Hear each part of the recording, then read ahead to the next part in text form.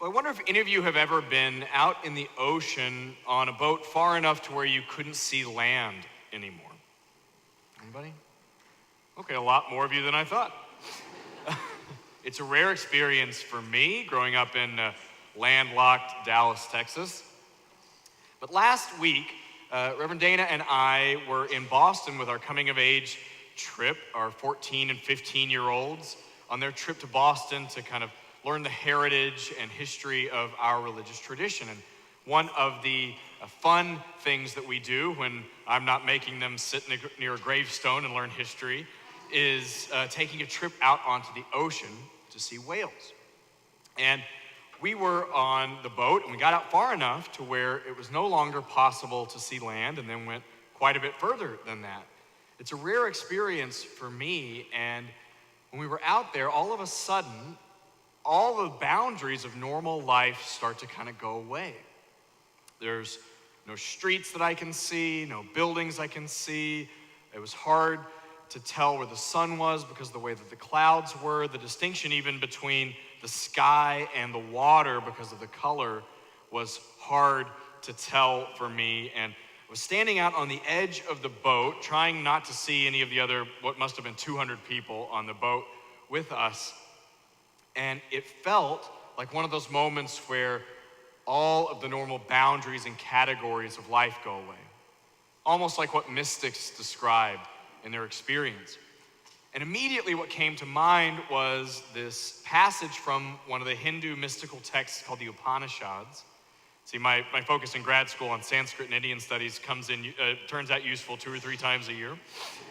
I'm on the boat, I'm looking out, and this passage came to mind where this father is trying to explain mystical Hinduism to his son. And he asks the boy, take a piece of salt and put it into this glass of water. The next day they come back and he says to the boy, where did the salt go? And the kid says, well, the salt is gone. He says, well, why don't you take a sip from this side of the glass and tell me what it tastes like? The kid says, well, it's salty. He says, great, try from that side of the glass. It's salty, try from that side of the glass, and the same and the same. And so for him, the message is, that's what you are. The Sanskrit tat tvam asi, that's what you are. Meaning for the child, you are infused with the mystical essence of all life, which has always existed, which exists now and always will, which is indistinguishable to the human eye, hands, tongue, or ears, but is in you, is you, was you, and will be you, but is also not you. Get it, kid? That's what you are.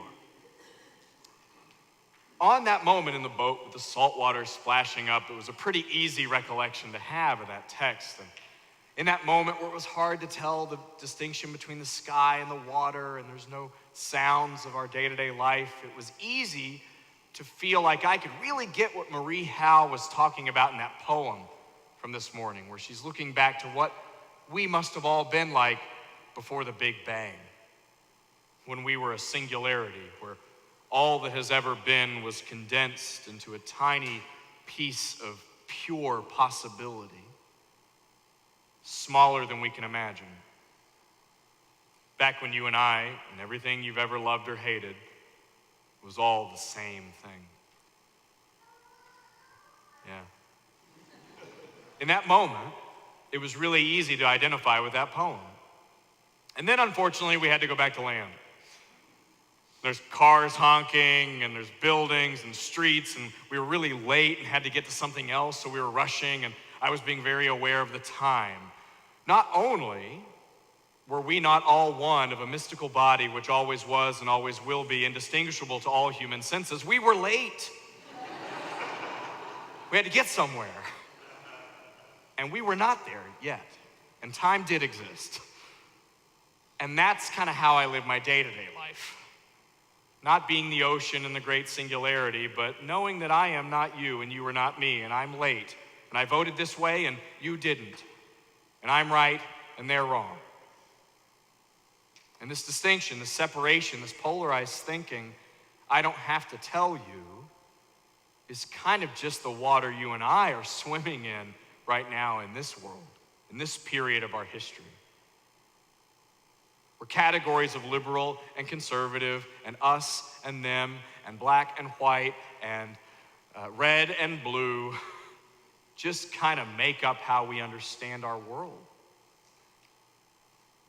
I know, because I'm talking to you all about it, that it's literally ripping families and friendships apart, more than just who you unfollow on Facebook. That these times in which we are called to choose a side are literally making it harder to love the people whom we love. And yet, even though we acknowledge that it's painful, we continue to do it on purpose to ourselves and one another.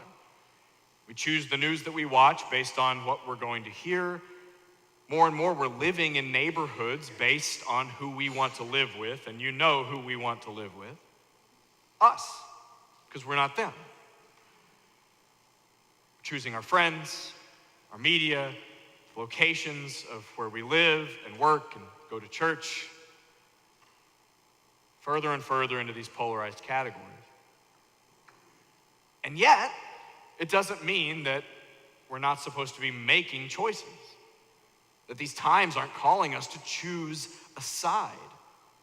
So there's this tension in it all the time. It's painful to only be able to belong to half of humanity at max. And also, we have got to do something.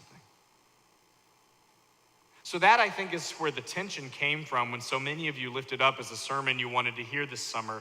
How do we get beyond polarized thinking? Because it's not like we can't make decisions or don't have to make decisions.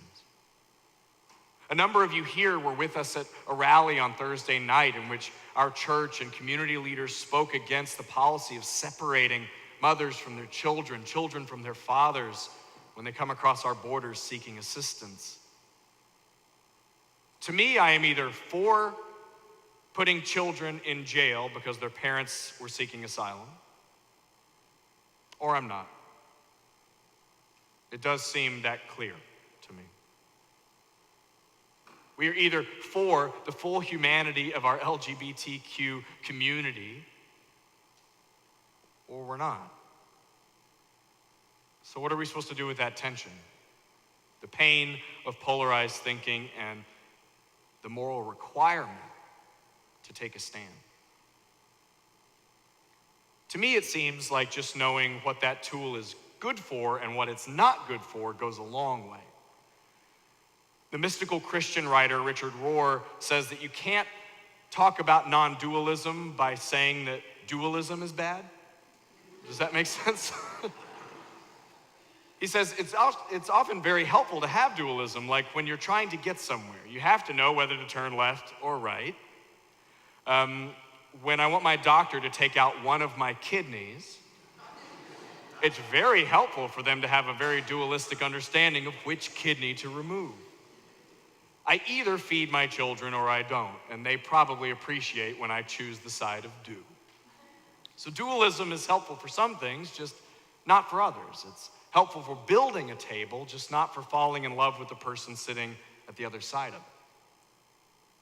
So when do we choose when to use the tools of polarity and dualism, and when to choose something else? For people in this church, I think it is particularly important for us to pay attention to how we fall into those practices of self-separation, dualism, us and them, right and wrong, good and evil, liberal and conservative, because we are defined by being part of a liberal church tradition. In a sense, just by coming into this door, we all kind of chose a side. It's not like Methodists who are named after the way they do religion, or Presbyterians, they're named after that too. Unitarians were named after people who thought they were right. There either is a Trinity or they're not. Universalists, same thing. There either is hell or there's not. There's not, we're right, we're Universalists. We're in a long tradition of what's called the progressive or liberal church tradition. And so I think, my dear friends, it's good for us to really pay attention to how we play into that in healthy or unhealthy ways. It would be so tempting for us to set up a dynamic in which there were easy enemies for us to be on guard against. In fact, it would be beneficial to us because if you believed that the enemy was somehow out there, and by coming in here, you could be away from them, and it would increase church attendance, probably increase giving to the church, and increase our job security. It would be beneficial for us to tell you that we have the answers and that they're in here and you shouldn't listen to them. Strangely enough, one of the most controversial things we ever preach here is good old-fashioned universalism. When we preach from that side of our history that says that there are no good people and bad people, that all people, yes, even them, will end up going the same place, heaven or no, with us, that you better get to loving your enemies now because you're going to spend eternity with them. After we preach that foundational idea that we didn't invent, we get more questions in the receiving line, more emails in our inboxes than almost any other topic. Really, the question goes?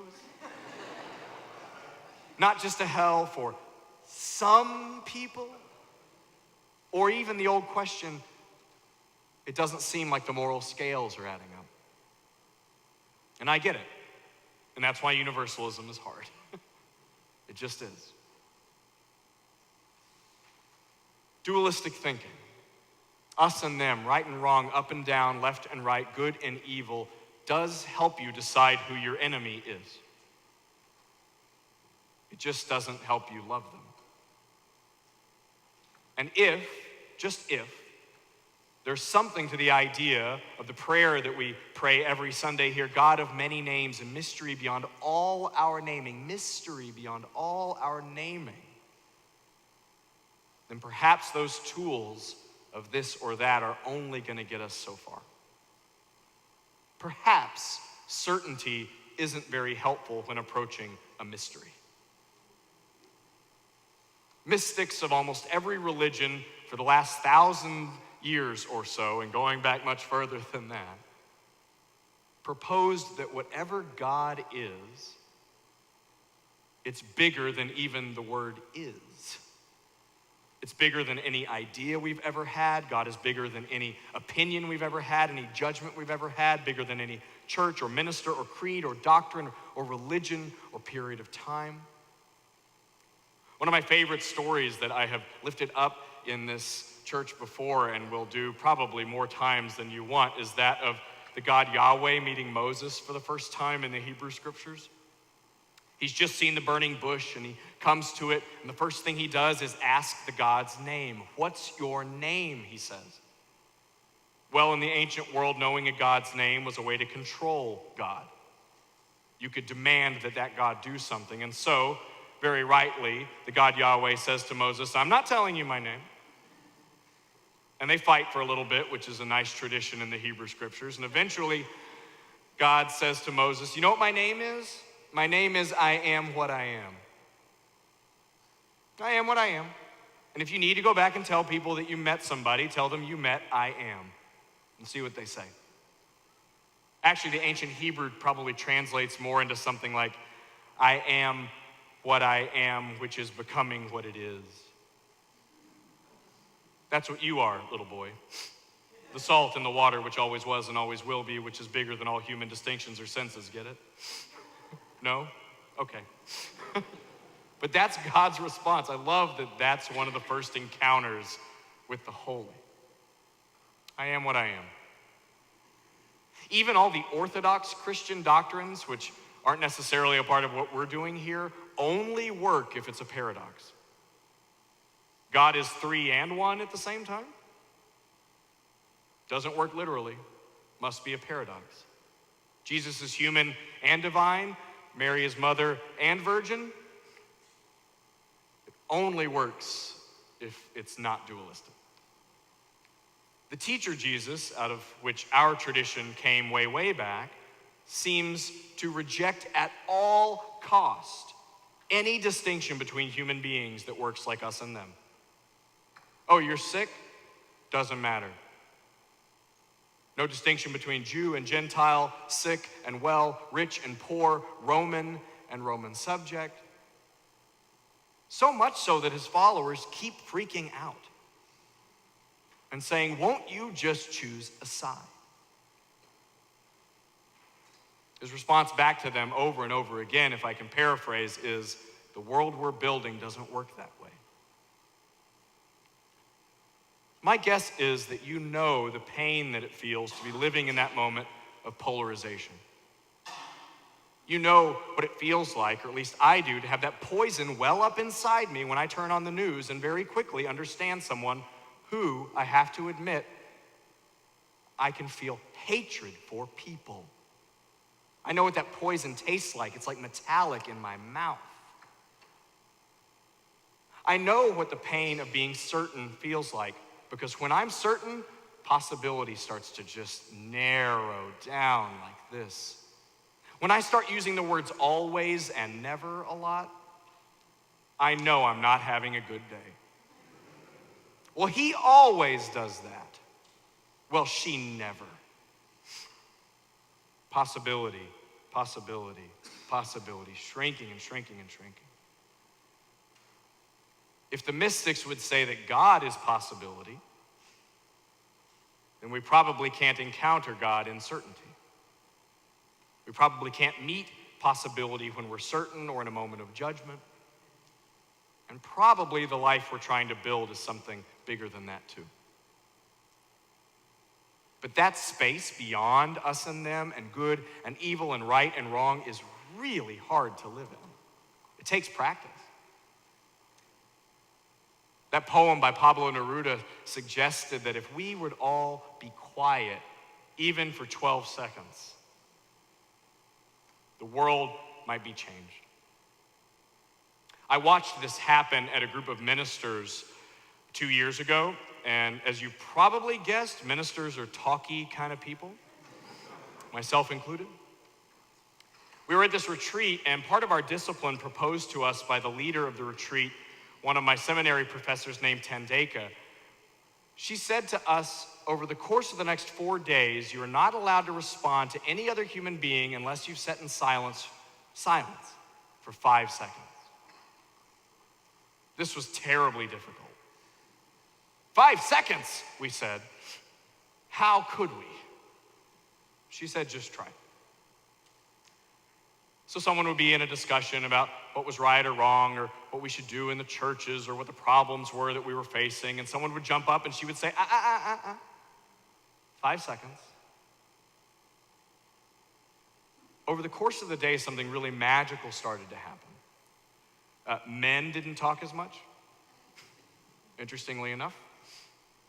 The people who loved to talk in that setting were talking less. Others who had been quiet over the years began to speak up. We stopped debating one another as much. All of a sudden, when the response to relationships wasn't me being right or you needing my opinion, we became more curious about one another. We asked more questions.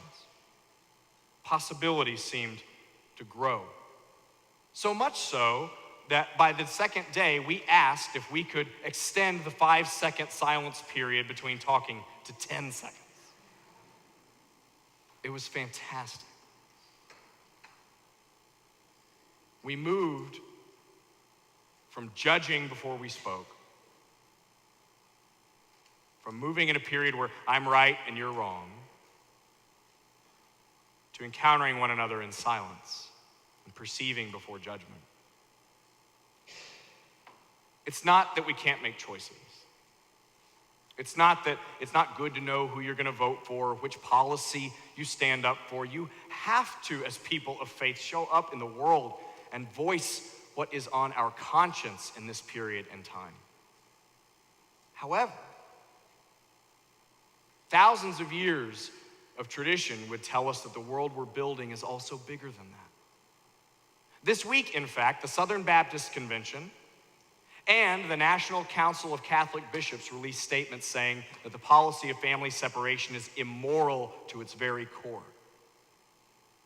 The world that we're building, my friends, is bigger than any denominational identity of us and them. And if we want a lot of partners in the work, we have to live in a space that's bigger than that. Just like the teacher would have said 2,000 years ago, the world we're building is just bigger than that.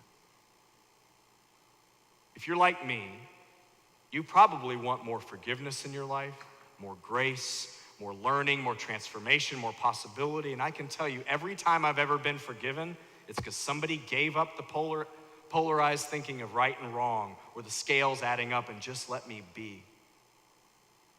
Every time someone extended grace, it didn't exist in either or. Every time I learned something, I had to be wrong first.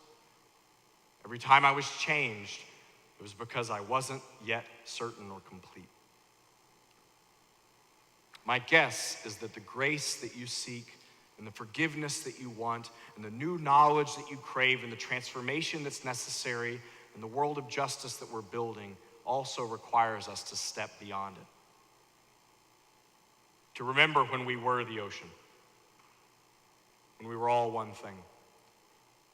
To pause before we speak, before we judge, to say a simple yes to the moment that's before us. May it be so, and amen.